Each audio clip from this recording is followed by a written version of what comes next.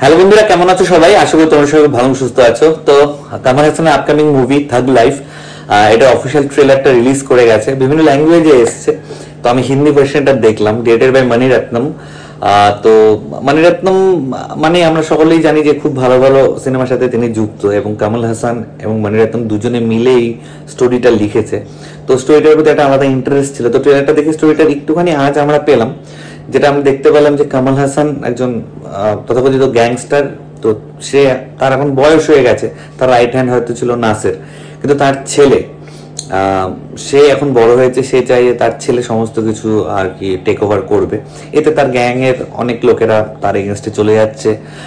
তার ছেলেও ইনফ্যাক্ট আমরা যা বুঝলাম যে হয়তো তার এগেনস্টে চলে যাবে। হয়তো এই বাবা ছেলে একটা কনফ্লিক্ট এখানে দেখানো হবে। তো ট্রেলারটা মোটামুটি প্রমিসিং লাগলো, প্রচুর অ্যাকশন রয়েছে আর কি। তো ভালো দিক খারাপ দিক নিয়ে কথা বলবো। ভালো দিক সবার ফার্স্ট আমার যেটা লেগেছে সেটা হচ্ছে যে পিকচারাইজেশন, যে ক্যামেরা ওয়ার্ক গুলো, সেগুলো সত্যিই দেখার মতো। এবং কামাল হাসানের কিছু কিছু জায়গায় এক্সপ্রেশন অসম অসম অসম, তার অ্যাটিটিউডটাই পুরো আলাদা, পুরো বিক্রমের কথা আমাকে মনে করে দিচ্ছিল। এছাড়া ব্যাকগ্রাউন্ড স্কোর খুব ভালো। স্টোরি যে প্লটটা বাবা ছেলের কনফ্লিক্ট, এটা হয়তো অন্য জায়গায় অনেক রকম ভাবে আমরা দেখেছি, এই জায়গাটায় দেখা যাক যে তারা ফ্রেশনেস কিভাবে অ্যাড করতে পারে। সেটা তো মুভি দেখলে বোঝা যাবে, ট্রেলার দেখে অতটা বলা মুশকিল আর কি।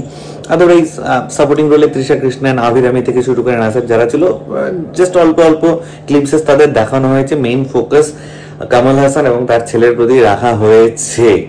তো ওভারঅল প্রমিসিংই লাগলো। মনে হচ্ছে যে বড় পর্দায় গিয়ে দেখলে হয়তো ভালো লাগতেও পারে।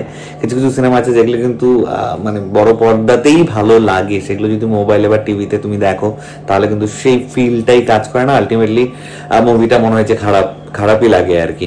এবার নেগেটিভ দিক আমার যেটা মনে হচ্ছে সেটা হচ্ছে যে মণিরত্নম এবং কামাল হাসান দুজন মিলে যখন আসছে, তো something new, something extraordinary, out of the box তাদের কিছু ট্রাই করা দরকার ছিল বলে আমার পার্সোনালি ফিল হচ্ছিল। বিক্রমে আমরা দেখে নিয়েছি যে কি করতে পারে না করতে পারে, তারপরে তার ইন্ডিয়ান 2টা একদমই চলেনি। তো তার অ্যাকশন থেকে একটু অন্যরকম জনারে শিফট করা দরকার ছিল বলে আমার মনে হয়েছে। এই বয়সেও অ্যাকশন করছে, তার জন্য একটা স্যালুট জানাতে হয়। নেক্সট আমার যেটা মনে হয়েছে, সাপোর্টিং রোল যারা করছে তাদেরকে মানে কি বলবো আর কি, জাস্ট ফর্মালিটির কারণে যে হ্যাঁ এর একটা বউ রাখতে হবে, তার ছেলে আছে, তার একটা গার্লফ্রেন্ড রাখতে হবে, এরকম মনে হচ্ছিল আর কি।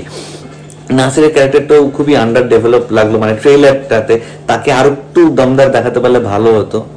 তো এই কিছু কিছু সাইডে নেগেটিভ লেগেছে, কারণ 2 মিনিটের যে ট্রেলার বের করা হয়েছে, একদিকে ভালো কম্প্যাক্ট করেছে তারা। যদি আরো 30-40 সেকেন্ডস বাড়ানো যেত, এক্সট্রা যে ক্যারেক্টারগুলো আছে তাদের যদি ইম্পর্টেন্ট ভাইটাল কিছু সিন ইনক্লুড করা যেত, তাহলে মনে হয় ট্রেলারটা আরো লেভেল আপ হতো। ওভারঅল আমি লুক অ্যান্ড ফিল সমস্ত কিছু মিলে ঠিকঠাকই আছে। মণিরত্নম কামাল হাসান এই জুটিটা আরো একবার আসছে, এটা একটা বড় ইউএসপি এই মুভিটার। So let's hope for the best. খুব তাড়াতাড়ি এই মুভিটা বড় পর্দায় আসতে চলেছে, তারপর তো মুভিটা দেখে মুভিটার ভালো দিক খারাপ দিক নিয়ে অবশ্যই সেটা নিয়ে কথা বলবো। তো আপাতত এইটুকুনি ছিল থাগ লাইফের ট্রেলার নিয়ে আমার মতামত। তোমাদের কার কেমন লেগেছে প্লিজ নিচে কমেন্ট করে জানাও।